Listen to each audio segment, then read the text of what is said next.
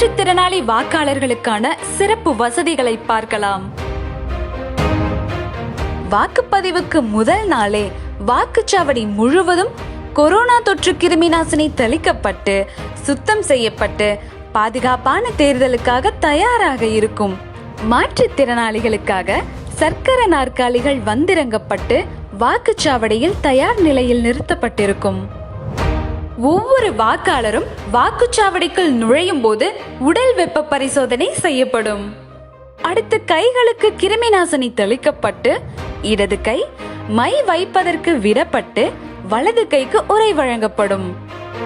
குறிப்பிட்ட வாக்குச்சாவடிகளில் செவித்திறன் குறைபாடு உடையவர்களுக்காக சைகை மொழிபெயர்ப்பு பயிற்சி பெற்ற நபர் இருப்பார்.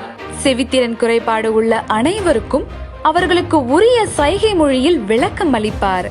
அவர்கள் எப்படி வாக்களிக்க வேண்டும் என்பதையும் தெளிவுபடுத்துவார். இலவச வாகன வசதி தேவை என தெரியப்படுத்தும் மாற்றுத்திறனாளிகள் வீட்டிலிருந்து அழைத்து வரப்படுவார்கள்.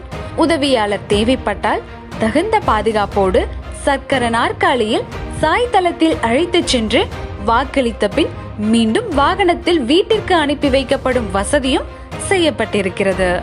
மாற்றுத்திறனாளிகளுக்கு உதவியாளர் தேவைப்படும் பட்சத்தில் உங்கள் விருப்பப்படி வீட்டிலிருந்து உங்களுடன் ஒரு நபரை அழைத்துச் செல்லவும் அனுமதி வழங்கப்பட்டிருக்கிறது. உங்கள் பெயரை வாசித்ததும் அங்குள்ள பூத் ஏஜென்ட்டுகள் உங்கள் பெயரை உறுதிப்படுத்திக் கொள்வார்கள். மனநலம் பாதிக்கப்பட்ட அல்லது மூளை வளர்ச்சி குறைபாடுடைய நபர்களை அழைத்துச் செல்லவும் வாக்குச்சாவடியில் உதவியாளர் இருப்பார். பதிவேட்டில் கையெழுத்து இட முடியாதவர்கள் கைரேகையை பதிவு செய்யலாம். குறிப்பிட்ட வாக்குச்சாவடிகளில் பார்வையற்ற வாக்காளர்களுக்கு வாக்குப்பதிவு இயந்திரத்தில் பிரெய்லி முறை வசதி செய்யப்பட்டுள்ளது. வேட்பாளர் பெயர் பட்டியலும் பிரெய்லி முறையில் வழங்கப்படும். வாக்குப்பதிவு இயந்திரத்தில் வாக்களிப்பதற்கு உதவி தேவை என்றால் நமக்கு விருப்பமான ஒருவரை நம்முடன் அழைத்துச் செல்லலாம்.